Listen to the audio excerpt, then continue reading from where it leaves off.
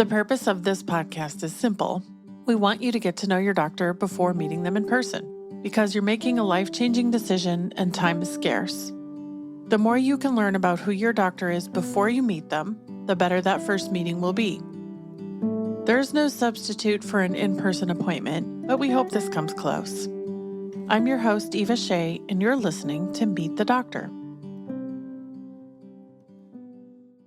Welcome back to Meet the Doctor. My name is Eva Shea, and my guest today is Alinsod, and he is, some might say, the cosmetic gynecologist.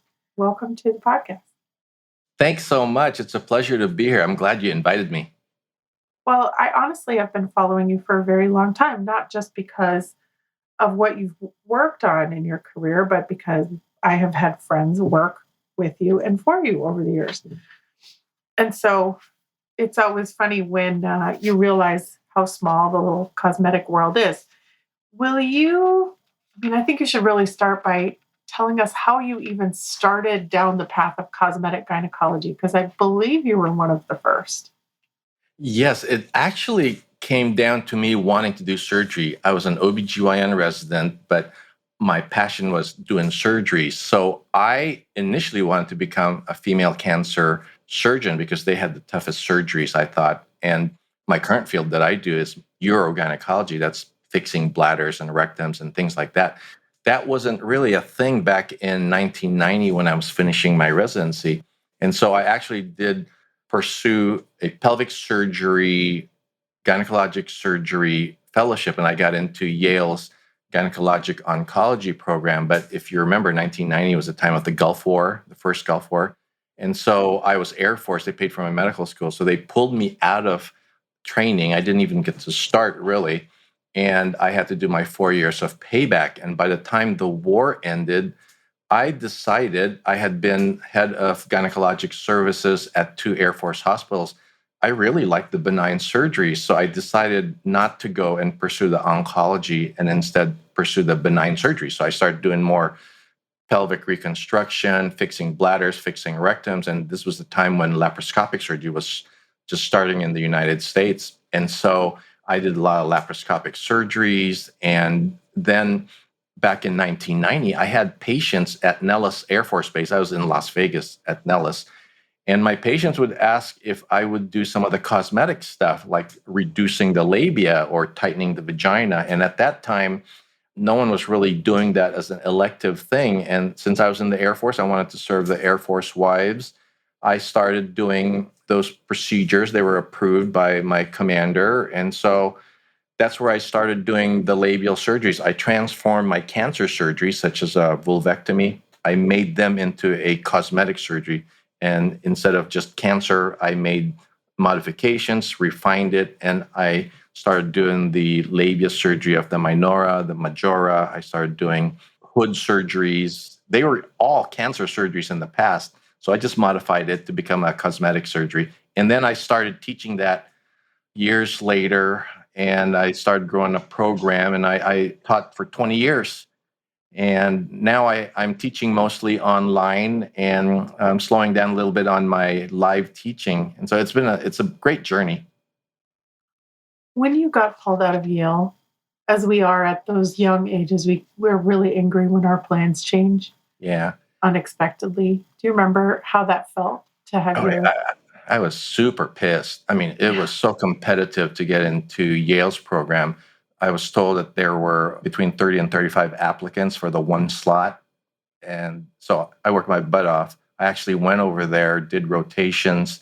I was basically a slave over at Yale New Haven Hospital for a little while because I wanted them to see me and how hard I worked. Anyway, I got in and I was very joyful. But when the Air Force decided that they would rescind my deferment, they actually deferred me. They said, okay, you can go there, spend your 2-3 years, and then come back and do your active service with us. But the Gulf War started. You can't do anything about that. So they needed their surgeons active. And so I was very upset. I was very, very upset. But, in the long run, I'm thinking about it. My joy came from the benign surgeries, and it was a happier field. So God did me a favor. He put me in the right field, into the right surgeries where it's more joyful, happy, creative, cosmetic, instead of the the cancer surgery. So I'm thankful actually it happened. In retrospect, I can forgive now. Hmm. Yeah, sense of humor is often interesting like that, isn't it? Yeah. Um, Yeah. God has a it- strange sense of humor. yes. So, did you stay in the United States or were you sent overseas during that time? During that time, I was the lowest officer in the OBGYN department at George Air Force Base in Victorville. That was the home of the wild weasels. If you don't know what they are, those are the F-4 Phantom jets that are supposed to fly into an area and get shot at by missiles. They're purposely trying to get shot at. And so that the planes behind them can then lock onto the radar where those missiles are from and then destroy those missiles. So I was at George Air Force Base, home of the wild weasels, and I was a junior officer. So my senior officer, we all wanted to go to the. We were young, and so young and stupid. We all wanted to go to war or have these grandiose ideas of fighting. And so I was a junior officer, and they made me stay. My senior officers were the ones that got to go to Saudi Arabia and have fun. When they came back, they were all just happy, bravo men. They got to travel and all that. They experienced a once in a lifetime thing. I didn't get to go. I had to man the actual hospital and do the gynecology for the hospital, and I had to deliver babies. So That was my next question. You had to do yeah, everything, right? yeah, I had to be the base OBGYN, the one base OBGYN. So I was on call every night. I had no break. How many babies did you deliver? Oh, I can't remember. I stopped delivering babies almost 20 years ago, but in the, let's say, 20 years of delivering babies that I did do, over 10,000. Yes, not a small number. Lots of babies. And lots of nights where you probably didn't get to sleep much, huh? Yeah, a lot of those. But I had fantastic nurse midwives at the two Air Force bases I worked at. So they made life so much easier for me because they would take turns taking call and I would back them up also.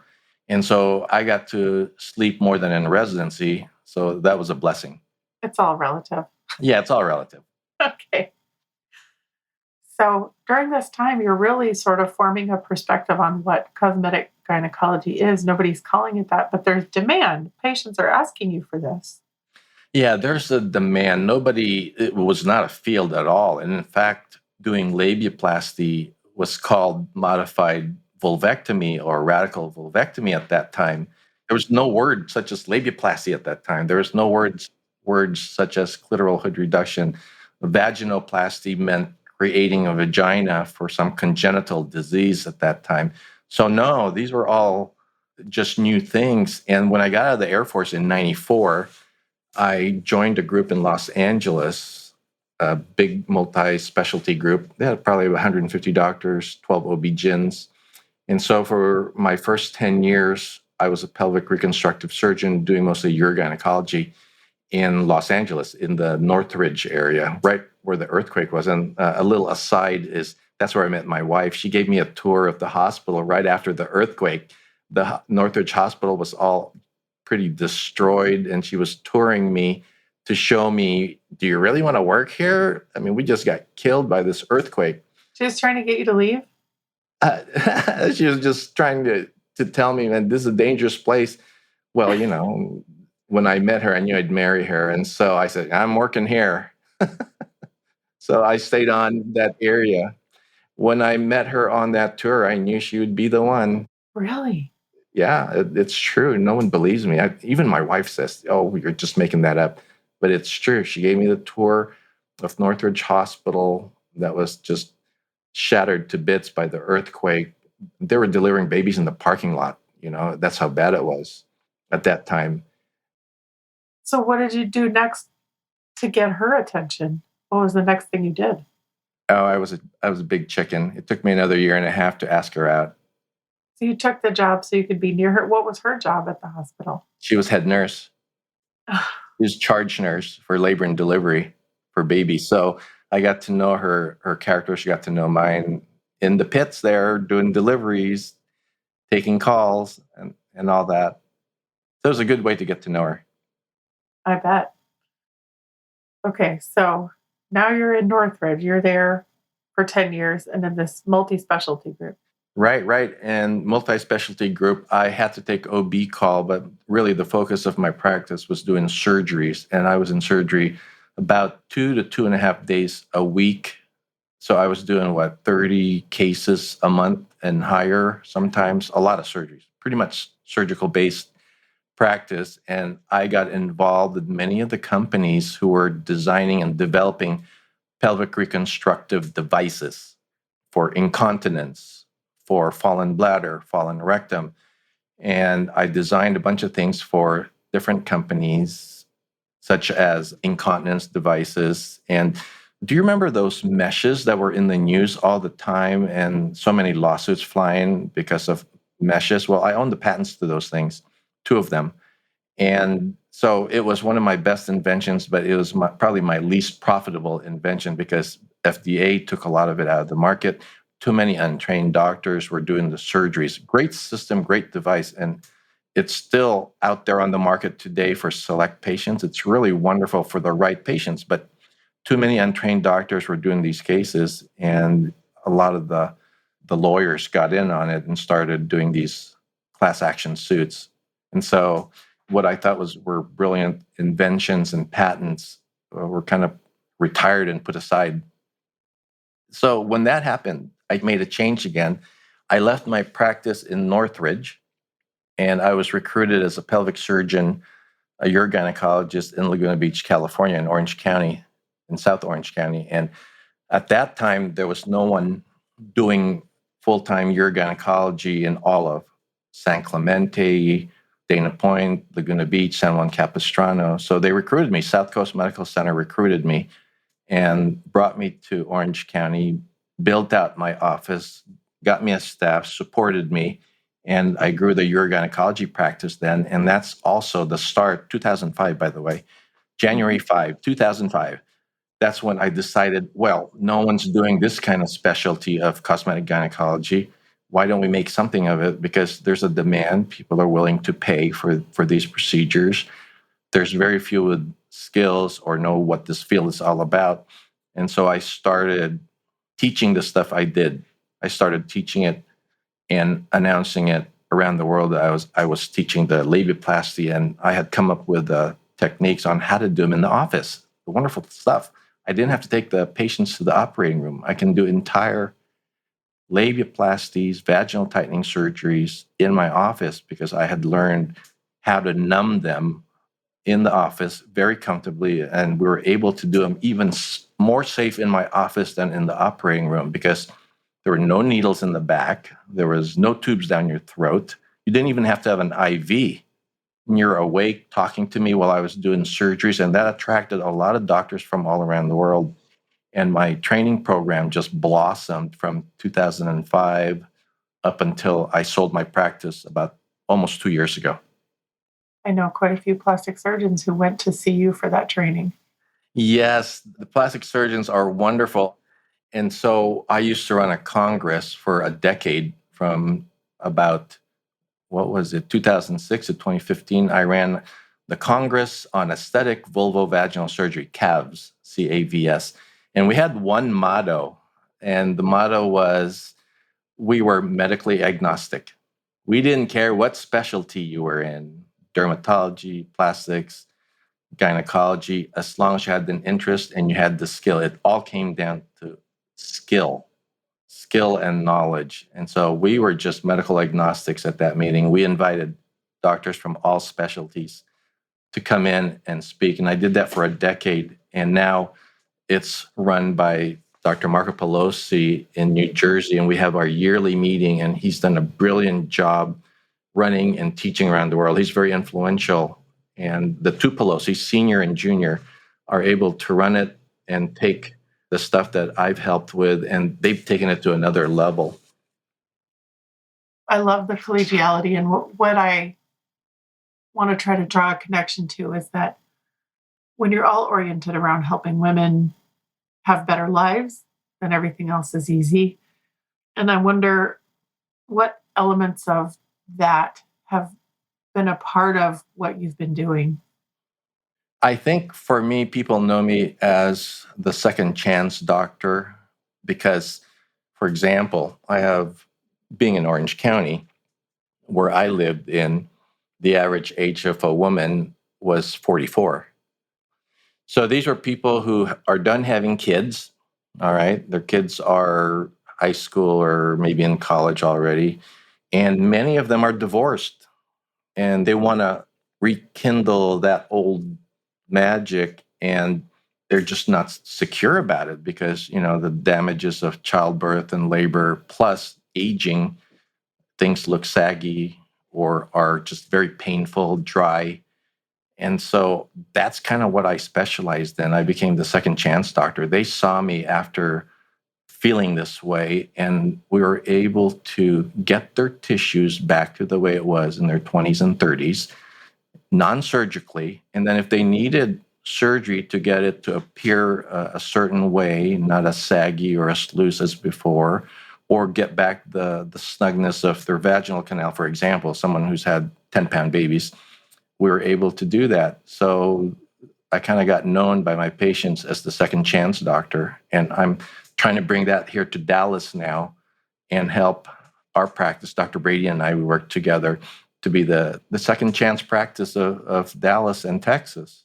And that's really our goal, is to help the women out there who feel that it's over, we can't do anymore, our sex lives are done. No, it isn't. You got the second chance. We can help you. Do you find that most women think once these kinds of things or conditions happen that they really don't know that there's ways to fix it? Most don't. They're very shocked that we have non-surgical ways to do an energy-based device such as radiofrequency or lasers to get their tissues back the way they were. Because they hear nothing but negative, maybe in the news or the media, that, for example, one example is lasers can burn. They'll burn you, they'll scar you. There's a whole big FDA thing about it just a few years ago. And that was the extreme fringe edges of people who weren't trained trying to do it. The trained people know how to do it, and it's exceptionally safe and helpful. And now we have biologic stuff like platelet-rich plasma, amniotic fluid, exosomes that can make your tissues look and function the way they were when you're in 20s and 30s, really. Just those simple things, a little energy and a little biologic, can bring things back to normal, if not better than before. And you don't even have to have any kind of surgeries for that. You can start on hormone therapy, for example, and start getting back your sex drive, or get rid of those hot flashes, improve your sleep, improve the moisture in your genital tissues, non-surgical stuff. And then for those who want to have a certain appearance or a certain tightness, then they can have surgery if they want. But that's not the majority. The majority can be helped non-surgically in very safe manners. And it's not like millions of dollars either. Let's try something maybe fun. Maybe I think Okay. it's fun and maybe you think it's not fun, but Sure. let's do the 3 most common things you think women don't know we can fix and how you fix them. Okay. So let's start with something that's non-surgical. An inability to become aroused or orgasmic. Kind All of a right. big deal. Yeah, Okay. kind of a big deal. People think, oh, I'm old. It's just aging. It's just gone. It's just gone. I had my time. It's over. I just better remember what happened before. That Well, one that's time. one time. That's not true. Because you can bring back, it's all about blood flow. If you can bring back the blood flow to the clitoral nerves, the G-spot area, if you believe in that, and just increase the blood flow in that area, you will get your moisture back. And in some cases, the sensitivity comes back. But not only that, there are treatments out there, such as radio waves and, let's say, platelet-rich plasma, your own growth factors, can be used to improve the way the nerves sense things. All right. For example, 2016, I published an article showing that radio waves can improve the sensitivity of the clitoral area and genital tissues so that you can achieve an orgasm in 1/2 to 1/3 less time than before treatment. These were patients who had a hard time achieving orgasm, so I treated them with radio waves. Radio waves alone, I didn't even use any biologics. And treating them with radio waves, at that time I was using Thermiva. I own the patent on Thermiva. I don't work with a company anymore, but it's a great device. And I treated the genital areas, the G-spot areas, the clitoral area, exceptionally safe. It feels like a warm massage.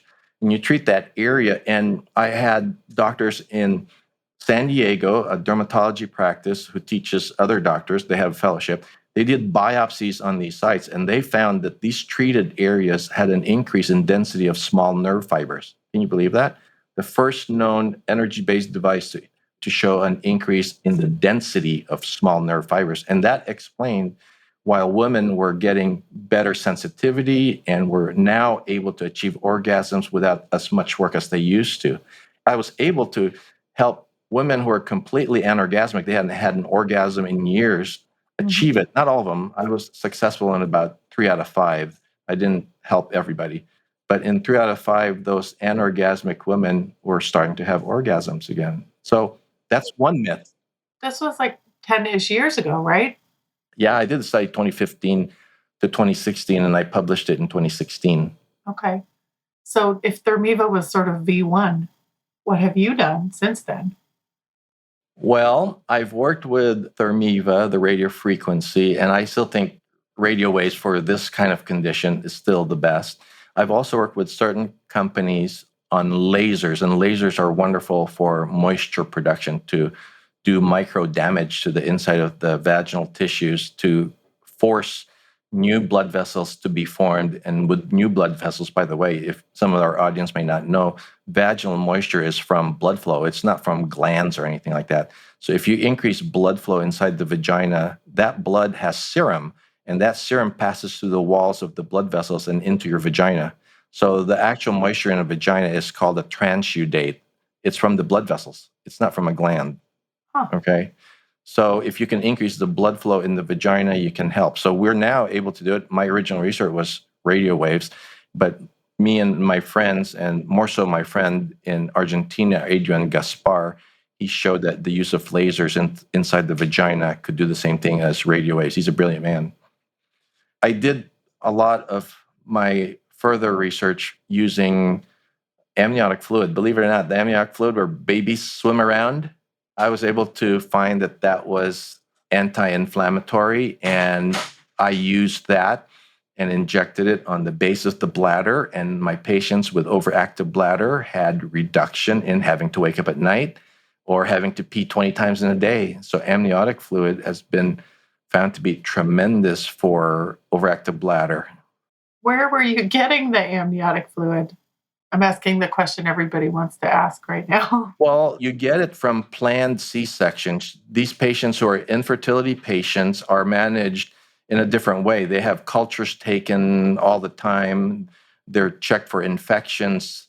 And at the time of C-section, you collect the fluid before the baby's delivered, and then you deliver the baby. So the amniotic fluid is collected from screened patients at the time of C-section, and then the amniotic fluid is then treated to kill any bacteria or viruses, and the amniotic fluid is then collected. Thousands to millions of uses and no infections with the amniotic fluid because it's been screened.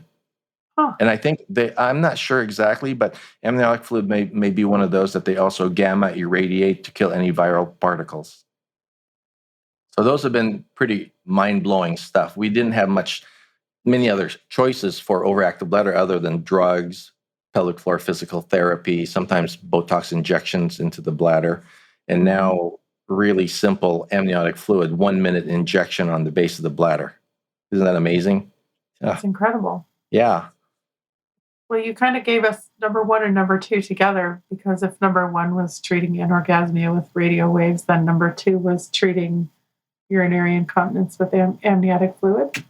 Number 3, probably labial surgery. I do a lot of labiaplasties, and people didn't realize you can do something about it. In fact, there's still a lot in the population out there who are mad at doctors like me who do these type of surgeries because they think you should just live with it. It's part of nature, and you're mutilating patients by doing this, And so anyone who says that doesn't have to live with it. Right, exactly. They don't have to live with it. If you were born with one breast that was tiny and the other one was massive to your knees and you want them to look similar and the same, I don't think you'd have too hard a time with that. Or let's say your nose is deviated so much that you can't breathe, or it's just a letter L on your nose. Would it be okay to fix that? It's the same thing. It's a cosmetic surgery. It's an elective thing. It's not life or death. It's a cosmetic.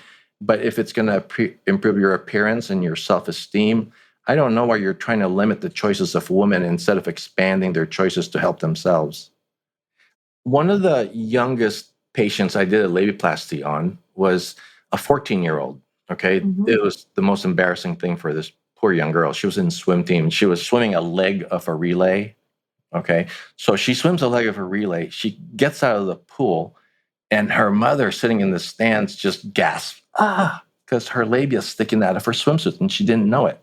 Oh, no. Okay. And the whole audience is watching her running across the pool area with her labia sticking out. Mom grabs a towel, runs over to her and covers her, and she's in tears. She doesn't know what's going on. And she finds out the entire stadium saw her labia hanging out. Oh, Okay.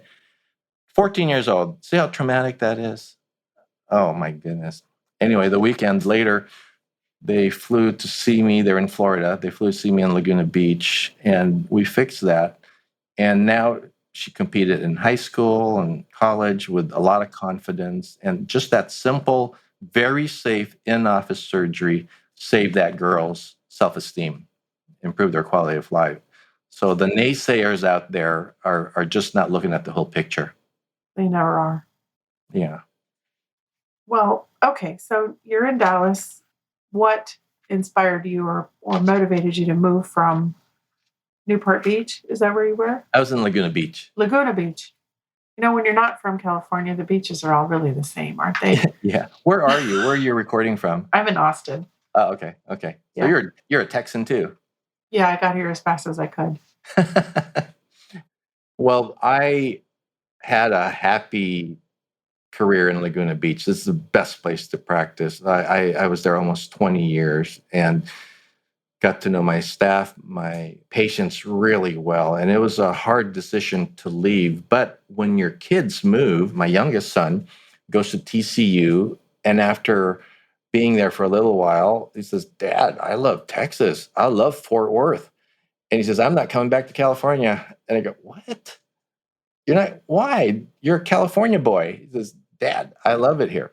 And so my daughter, who is about 10 years older than my son, and she's an artist. She does set design, art direction. She went to Art Center in Pasadena and was working in the Hollywood area. She did movies and things like that. She goes to visit my middle son at TCU, and they have a good time. And she takes a drive to Dallas just to see what the market is like. So she goes to Dallas and goes to the North Park Mall. Do you know that mall up there? Sure. It's really nice. And she sees a sign, artist needed. So she applies, and a week later, she gets the job to be the head artist at Louis Vuitton. Okay. Oh. Yes, to do all the artwork on the luggage, the $100,000 luggage. You know, those expensive cases that people. Yes. So she's the artist. Like the custom ones. Yes.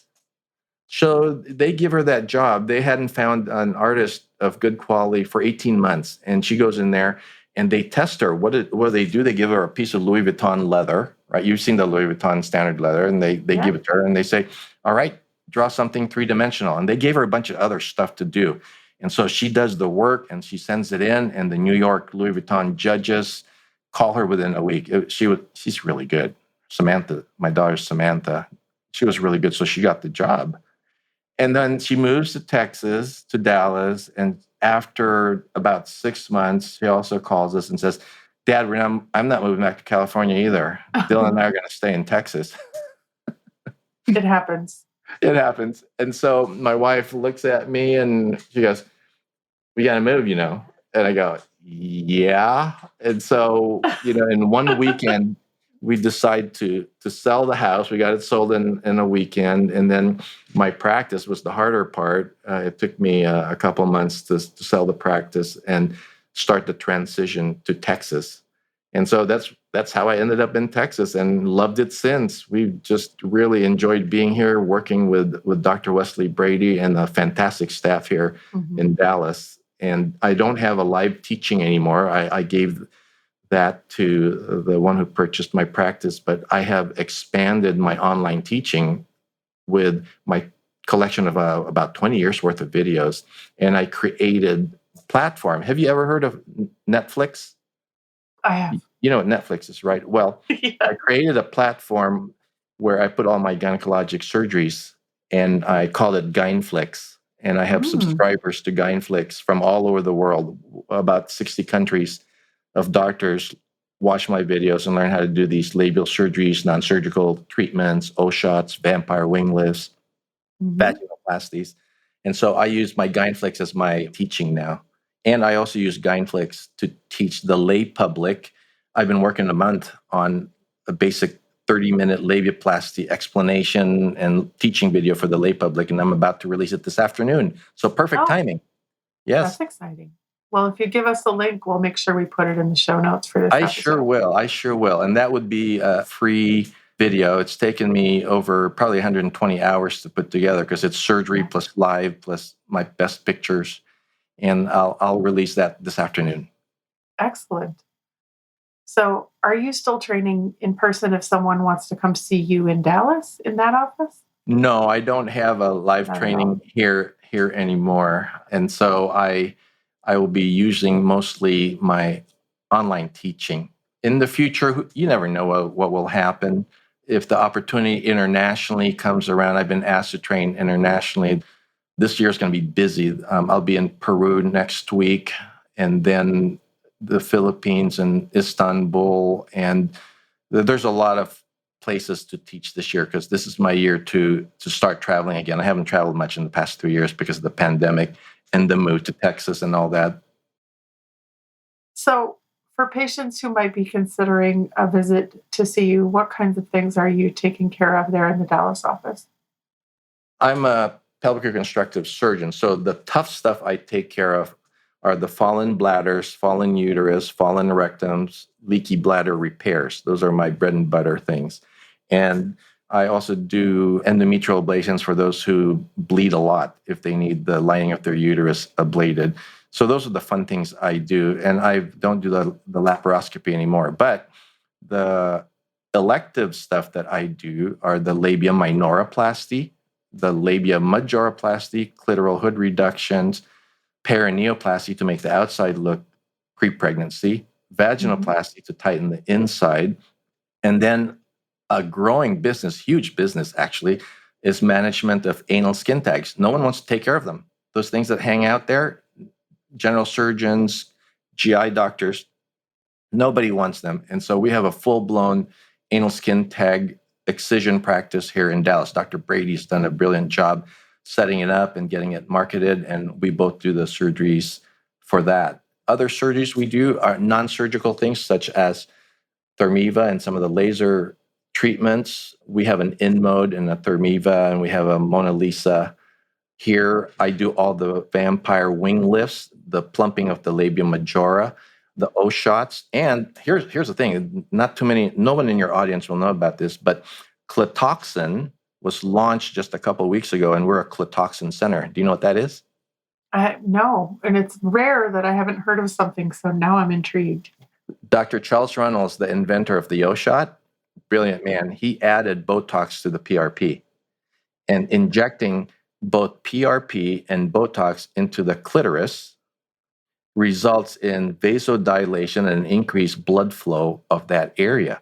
And not only that, the Botox travels up nerves into ganglion of the brain to help with desire. So not only does it increase sensitivity, but his theory is that the Botox travels to centers of the brain that then liven or wake up your desire, sexual desire. He has a small study he published, it just came out 2 weeks ago, and he presented his research at the International Society of Cosmetic Gynecology about a month ago. And now he's training doctors for it. We'll be a center offering this to women in the Dallas area, Texas area, wherever you're coming from. I am dumbfounded. I thought that would be a new thing for you. Okay, well, you're going to have to come back and tell us more about that one because there's a lot more to unpack there. It's a lot to unpack. I'm going to be doing my own newsletter. By the way, for your audience out there, I have 3 newsletters that you should look at on Substack, substack.com. Sure. The first one is for the lay public, and it's called the Feminine Wellness Newsletter. So please take a look at that for the lay public. And I really go into details on certain topics. The second one, made for doctors, if there are doctors listening to this, is my Cosmetic Gynecology newsletter. And I tackle all the feminine wellness stuff too, but in a doctor level. And my third one, I just started this year in January, is my labiaplasty newsletter, where I give details on how I achieve my labiaplasty results. So that's obviously for a specific group of surgeons who want to do labiaplasties. So I have those. They're all on Substack. Look them up. Okay, I will. We'll put those in the show notes too. Awesome. And so for patients who would want to come see you in Dallas, where should they look online for more information? It's easy. Alinsodinstitute.com. Okay. Yeah, alinsodinstitute.com. For those who want to watch my surgical videos, that would be gyneflix.com. Very memorable. Can I plug our really easy telephone number? Of course. It's 945, my 2 favorite calibers in Texas. The 9mm and the 45. I purposely chose that. It's a Waxahachie number, 945-900-7576. 945-900-7576. Well, thank you. I can't say thank you enough, Dr. Alinsod. It was really a true privilege to talk to you today. Thank you. This was so much fun. This is probably the most fun I've had doing a podcast. So thank you for the invitation. I'm going to have to thank Dion for getting me on this too. If you're considering making an appointment or are on your way to meet this doctor, be sure to let them know you heard them on the Meet the Doctor podcast. Check the show notes for links, including the doctor's website and Instagram, to learn more. Are you a doctor or do you know a doctor who'd like to be on the Meet the Doctor podcast? Book your free recording session at meetthedoctorpodcast.com. Meet the Doctor is made with love in Austin, Texas, and is a production of The Axis, TheAxis.io.